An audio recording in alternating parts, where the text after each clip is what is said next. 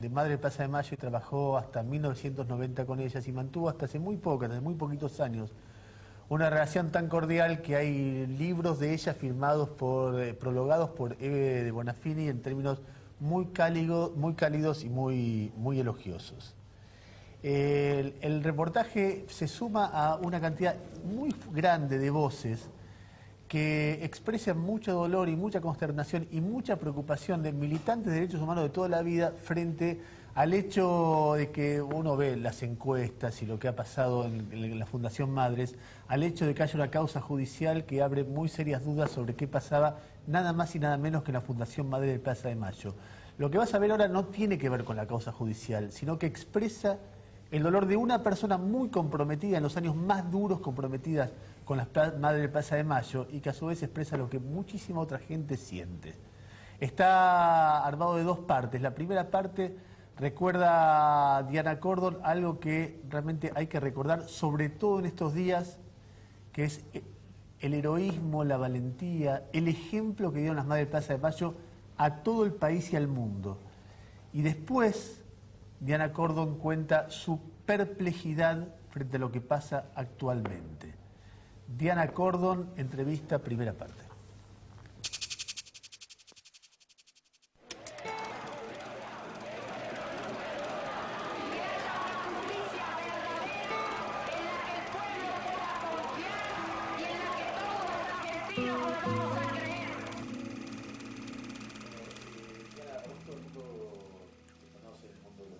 El mundo de la psicología, porque fuiste la psicóloga de las madres o la jefa del equipo de psicólogos de las madres. ¿En qué momento te acercaste a las madres?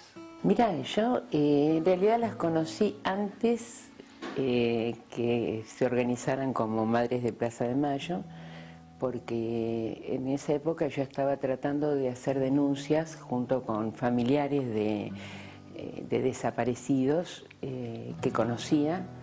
Y bueno, en ese andar que todos circulábamos en los mismos lugares de alguna manera,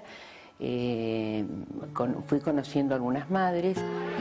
Porque había invitado pero fueron a ver ellos y no pasó nada, no había nada. ¿Te acercaste como militante o como profesional? No, yo me acerqué como militante.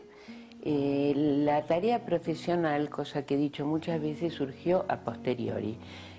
Pero mi preocupación fue, bueno, de alguna manera contribuir a la resistencia antidictatorial y contribuir como militante tratando de denunciar los hechos que ocurrían. Te estoy contando esto y en el momento que te estoy contando, bueno, revivo los sentimientos que tenía cuando me iba enterando de algunas cosas que empezaban a circular subterráneamente, ¿no? Me acuerdo exactamente un día que me encontré con Cristina Caviv y Chola Caviv, que después han sido Madres de Plaza de Mayo de Quilmes, y que me dijeron, bueno, que había un grupo de mujeres que se estaban reuniendo, que iban a Balcarce 50, etcétera. Esa fue una de las vías por las que las conocí, ¿no? Fue como un mundo que se iba encontrando, es decir, todos los que estábamos tratando de hacer algo nos íbamos encontrando. Y así conocí a las primeras madres. Me acuerdo que me encontré en el café de Coronel Díaz y Santa Fe. Esa vez me encontré con Ketty, con María del Rosario y con Nora. ¿Y a quién se le ocurrió la idea de armar el equipo de asistencia psicológica de las madres? ¿Cómo surgió? ¿En qué momento empezó todo? Mira, la idea fue así. Cuando primero las madres no sabían mi profesión, porque te imaginas que tenía que mantener mi vida personal, profesional, familiar, etcétera. Por lo tanto, estaba como disociada, diríamos nosotros, ¿no? Y por lo tanto ellas no sabían a qué me dedicaba. Obviamente, a medida que fuimos ganando confianza, conocieron mi profesión. Yo soy médica psiquiatra, y entonces me empezaron a pedir si podía, lógicamente, ver algunas madres que estaban deprimidas, que hacía falta algún apoyo psicológico. A pesar de todas las dificultades, durante tantos años han permanecido en esta actitud de lucha. parece que eso Lo primero que hicimos como equipo fue grupos para poder reflexionar sobre lo que pasaba y también poder ayudar a dar la información a los hijos de desaparecidos, ¿no? Entonces vos conociste a la Eve de los momentos más heroicos, esa epopeya que cuentan todos. Sí, la he querido muchísimo, le he tenido una admiración enorme. Para mí era una relación muy, muy entrañable, desde todo punto de vista. Por ejemplo, cuando Eve defendió la consigna de aparición con vida de los detenidos desaparecidos, ella fue muy combatida, porque esa consigna la mantuvieron mucho tiempo después que se sabía lo que había ocurrido con los desaparecidos. Y yo creo que ella, porque creo que esta fue una idea profunda de Eve, tuvo la visión de decir que esa consigna era imprescindible mantenerla, porque esa consigna señalaba al desaparecedor, que las madres no podían ser ellas las que dieran por muertos a sus hijos, sino que tendrían que reconocerlo ese Estado terrorista. Y entonces, te quiero decir, tenía esas características, tenía un liderazgo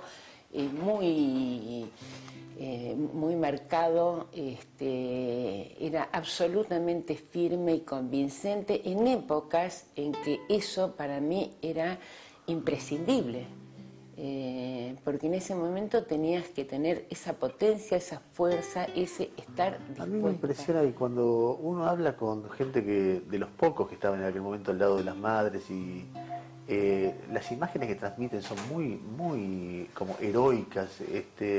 Yo recuerdo mucho a Bayer o a Luis Zamora, gente que opina distinto, y que de repente te cuentan ella contra los caballos, ella contra la policía, ella en la clandestinidad. ¿Era tan así?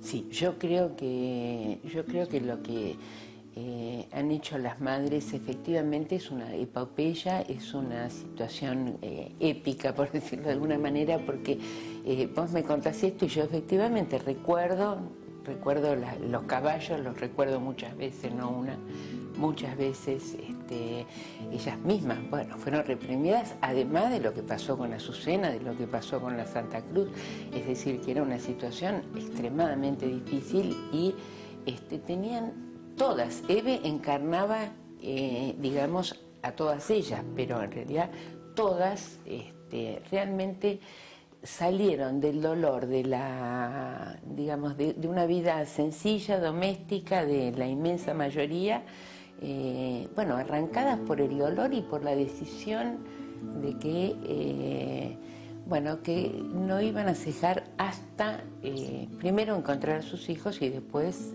hasta que se castigara. Yo soy la madre de un médico detenido desaparecido, Alberto José Pargamento. Yo creo que las madres fueron verdaderos héroes, o verdaderas héroes, absolutamente, y por eso lo primero que quiero señalar es ese papel de los jueves, todos los jueves 3:30 de la tarde,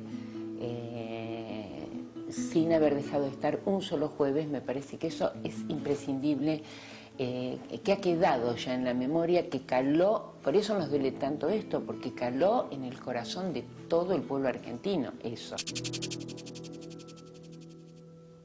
Ojalá tuviéramos tiempo para que yo pudiera explicar lo importante que fue y es esta mujer, Diana Cordon, para todo lo que sea estudios entre Diana Cordon y todo el equipo que la acompaña, que la rodea, desde entonces, para todo lo que tiene que ver con psicología y represión, porque la experiencia de campo que hicieron es una experiencia inédita a nivel mundial y eso les ha traído mucho prestigio y mucha influencia en ese campo de estudio. Lo que contaba, seguramente sin duda... Lo importante que debe haber sido el apoyo terapéutico en ese momento para gente que había padecido lo que padeció y además se la estaba jugando como se la jugaron. Uno ve, cuando ve esas imágenes, uno ve la epopeya de lo que fue el movimiento de resistencia a la dictadura militar y no puede sino sacarse el sombrero y destacar que lo más importante de la historia de las madres, pase lo que pase ahora, pase lo que pase en el futuro, es eso, porque es lo que va a quedar para siempre. Ahora, eso es lo que pasó, y de eso hablaba recién Diana Cordon. Lo que vas a ver ahora es lo que pasa, que contrasta mucho, por lo menos según la visión de la doctora Cordon, con lo que pasó. Una Eve de entonces y una Eve de ahora. ¿Son parecidas o son diferentes? Diana Cordon, segunda parte de la entrevista. En la nota vos decís que es muy difícil de unir las dos imágenes, la Eve de entonces y la Eve de ahora. ¿Por qué? Mira, a mí efectivamente me cuesta reconocerla porque Eve siempre fue una mujer que tuvo una posición de principios, si vos querés, absolutamente intransigente, y yo siempre, no importa, algunas veces he tenido diferencias, pero siempre admiré ese principismo de ella. Siempre planteó las cosas, si vos querés, hasta llevadas a su máxima expresión, pero sin hacer nunca concesiones, nunca hizo concesiones. Muchas veces discutíamos, ¿no es cierto?, pero ella no hacía concesiones en ningún plano, y dirigió una lucha que se caracterizó por esa intransigencia. Y siempre fue una interpeladora de los gobiernos, fue una cuestionadora, siempre denunció efectivamente todo aquello en lo que los hombres y mujeres de nuestro pueblo eran golpeados. Y entonces verla en esta relación con un gobierno que a mí me parece que ha hecho un daño terrible, porque esto que ocurrió ha sido un daño terrible. Bueno, a mí me parece que ella quedó entrampada en la política de cooptación de este gobierno. Por eso siempre creo que el responsable principal es este gobierno, por esa política que implementó. Evidentemente yo creo que ellos encontraron el modo de, que es lo que yo digo efectivamente en esa nota, el modo de pescar necesidades populares y pescar la enorme importancia que tenía un movimiento contra la impunidad de 35 años, y creo que operaron desde ahí para legitimarse.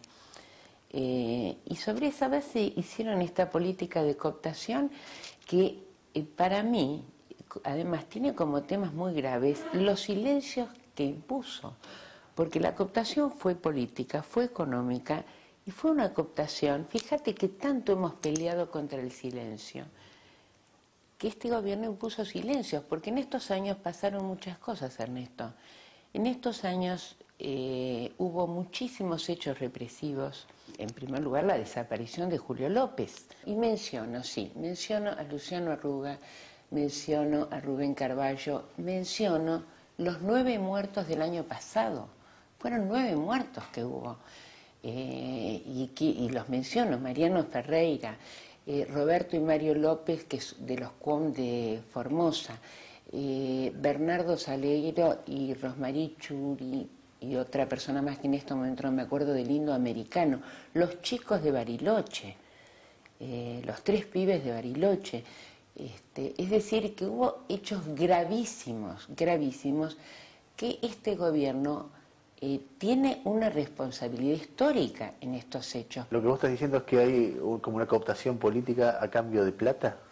Sí, sí, creo que es a cambio de un apoyo político, y el apoyo político implica un silencio de hechos que Eve nunca hubiera silenciado.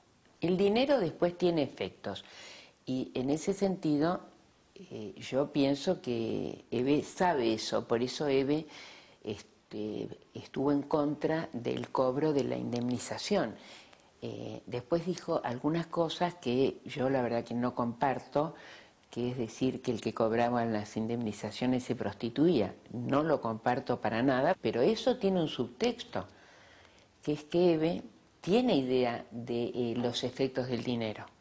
Cuando dicen que Eve estaba como hipnotizada por Jock Lender, cuando dicen que Eve no sabía nada, que había sido engañada, estafada, ¿vos qué sentís, vos qué pensás?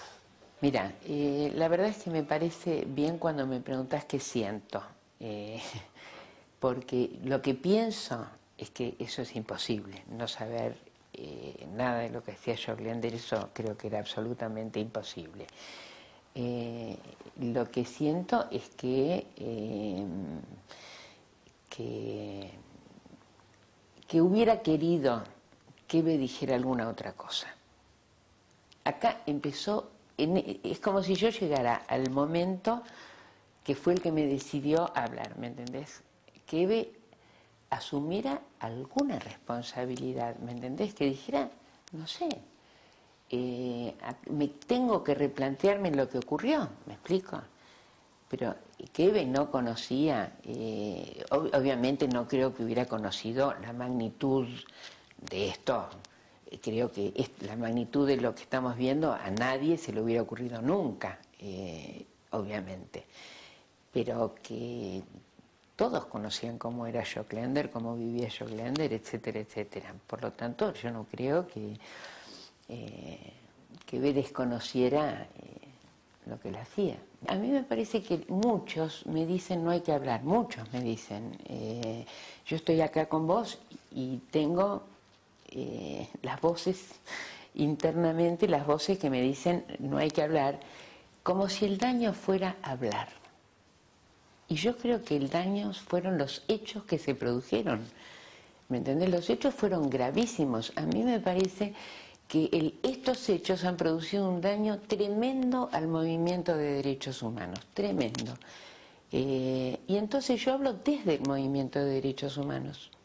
Yo estoy hablando como una persona que está comprometida hasta el día de hoy en el movimiento de derechos humanos. Y tengo que vencer todo lo que pasa dentro mío para poder hablar, ¿me entendés? Porque esta idea de que hablar daña es una idea que muchas veces cala profundamente y no que las cosas ocurren, los hechos ocurren y entonces eran hechos de tal magnitud que tuve como necesité ser coherente conmigo misma, con todas las dificultades que me trae el estar sentada acá con vos, conversando este tema. Y me imagino que debe pesar en vos también el argumento eso de que esto es funcional a, o que es hacerle el juego a, ¿no? Exacto, entonces yo efectivamente creo que la derecha hace la derecha convencional, llamémosle, porque para mí este gobierno también es de derecha. Aprovecha para hacer algo para su molino, sin lugar a dudas, y te digo a vos que yo creo que Clarín y La Nación sí. Y los medios y que domina el kirchnerismo y el gobierno de los Kirchner también son, por eso te digo, yo al gobierno lo hago responsable de estos hechos. ¿Hay algo más que querés decir, Diana? Que yo sigo queriendo, valorando a las madres, que para mí son esto de que Madres de la Plaza, el pueblo las abraza, para mí sigue siendo esto mi sentimiento hacia todas las madres y que y que también que tenía necesidad de decirlo, ¿no? Que esto creo que ha sido un golpe terrible, pero que lo que las madres han hecho por la Argentina a mí me parece que las va a colocar en un lugar en la historia fundamental, digamos, ¿no? Y a ellas con su propia vida también. Yo no había visto la nota, la vi recién al aire junto con ustedes. Y da la sensación, me da toda la sensación de que habla desde el dolor más profundo y sin una pizca de rencor, como sí muchos otros que aparecieron ahora para cuestionar. Y todo esto me lleva a pensar, digo, una enorme responsabilidad tienen dos personas, Norberto Yarvide y Martínez Giorgi. Esclarecer lo más rápido posible esto que pasó para conocer la verdadera dimensión. Vamos al último corte.